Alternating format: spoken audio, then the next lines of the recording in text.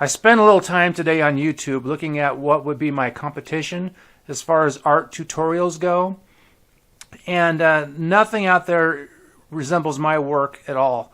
I mean, there's some ink wash stuff, a lot of pencil work, but subject matter wise, it's more traditional, and I don't do traditional stuff usually because I'm in the sci-fi fantasy realm, and I kind of wonder if there's people out there who are missing out on some good techniques because they look at my stuff and don't like the content, which is sad and bad, because I think that I have a lot to share, and there's lots you can learn from what I do. For example, with this little painting, it's kind of a riff on a different painting I did. You probably didn't see it because that painting only got like 5 views, but it was a monster with a lot of eyeballs, and I liked the concept. And today I was on YouTube and I saw a guy who did a demo with these flowers, and I thought, well, flowers is not my real subject, but maybe I could do something with it just to try. Like I said before, YouTube videos are pretty cheap to make, and it just takes me maybe half an hour to do this. So I thought, well, let's use my eyeballs again, and this time I'll put flower petals on them. And it's a kind of a neat little concept, eyeballs with flower petals, and they stem into this monster below.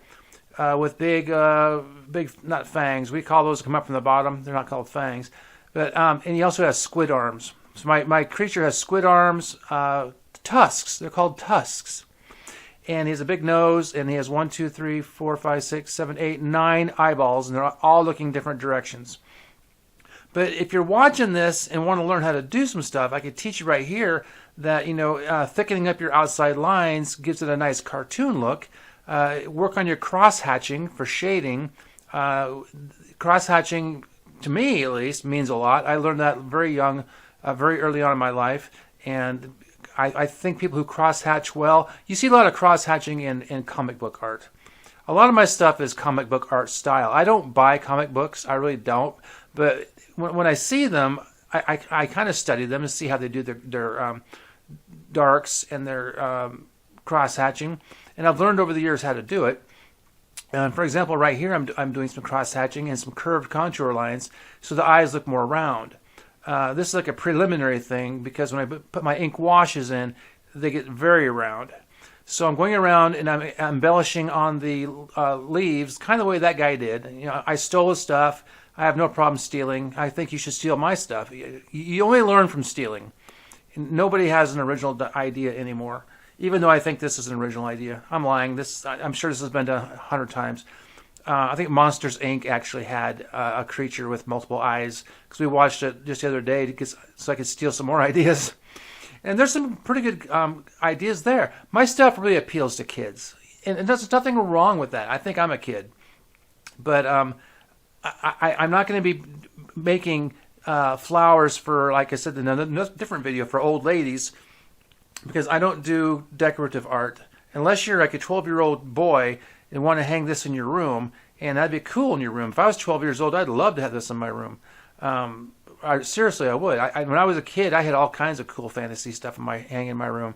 I had a really cool Boris Vallejo paintings, posters, were really kind of cool.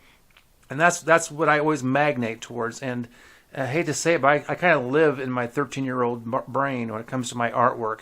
And I really have no desire to change that because this is what's fun for me. And there's lots of people out there who have lots of hobbies and do things for fun that I would never do in a million years. But I enjoy watching it. Just today, I was watching one of my favorite YouTube guys, this guy who makes epoxy sculptures. And he's really super good at it. He's good at narrating. And he goes through the whole process of how he does it. And I've watched him probably do, I don't know, probably 24 different sculptures. I can't remember the name of his channel. It starts with a B. It's 2 letters. B something sculptures. I should look at it up so I'm not giving you bad information. But he's really super good. And I would never do that in a million years. I mean, back in the day, and when I was younger, I did a lot of woodworking. I actually have a woodworking shop in my garage. But this guy has way, way more equipment and expensive stuff. And the epoxy stuff requires all kinds of special stuff. And I have no desire to do that. Plus, I'm not really a 3D guy. In a different video I made, I explained when I was in college that my advisor was the 3D teacher. And I didn't care for having a 3D teacher because it just wasn't my thing. His office was full of clay dust, and not, for people who like that kind of stuff, that's great. I just did not like going in this class and coming out covered in dust. And most of my sculptures blew up in the kiln anyway. I just didn't want to sit there and spin pots. It wasn't my thing. I wanted to go over to the painting room and paint because that was what I did. But, right now you're saying, well, why didn't you just change advisors? Well, I didn't even think about it at the time because I didn't spend a lot of time with him anyway. I think I met with him twice in 4 years. I probably should have met more because I probably would have graduated if I would have. Yeah, I spent a lot of time in college so I could sit here and make YouTube videos. Isn't that awesome? I've been paying off student loans for 35 years so I could do this. Okay, I'm done complaining. So anyway, I'm putting some dark outlines on my flower petals, and this is about 80% dark. It's not completely black. I didn't use any blacks on this at all. I used 2 tones of gray, probably about a 40% and about an 80%, because I wanted to have 2 tones. And here I am just kind of edging some stuff. And I'm a big fan of edging comics because if you look at the Marvel and the DC stuff, they do that all the time. It's like a hallmark. Okay, I know I'm putting in the pupils. The pupils and the eyes are like my specialty. I'm not trying to brag, but I have a way of doing them that I think that just explode off the page. Oh, while I got you here, do me a favor and make some comments. I don't care what kind of comments they are. Tell me I'm a trash artist. Tell me I'm a fantastic artist. Just let me know you're there because I feel like I'm all alone out in outer space. Now I'm adding some color, and I use a watercolor technique here where I skip over the places where I want highlights and make that little paper. It's a color of paper, but it looks really cool, like it's a white highlight. And if you do any watercolors, you know that trick. Later on, I do actually go in and add some white, which I tint with a little bit of paint for more highlights. So this picture is a hybrid because it's mixed media. It's pencil. It's also paint and watercolor. Now, watercolor and acrylic paint are both acrylic paints. One's just thinner. The pencil work I used 8B as in boy and 2B as in boy pencils. So I'm using a lot of different things here to make this, and I'm using different techniques. And now I took some of my red from the lips, and I wanted to use that strictly off my palette because I didn't want to do a lot of mixing. So I just kind of added some red on a few of them. I'm trying to see what I'm doing here. Okay, and then later I added a little bit of the green to the red, and then I added a little bit to the yellow to the red so I could have some different color flowers without going too drastic.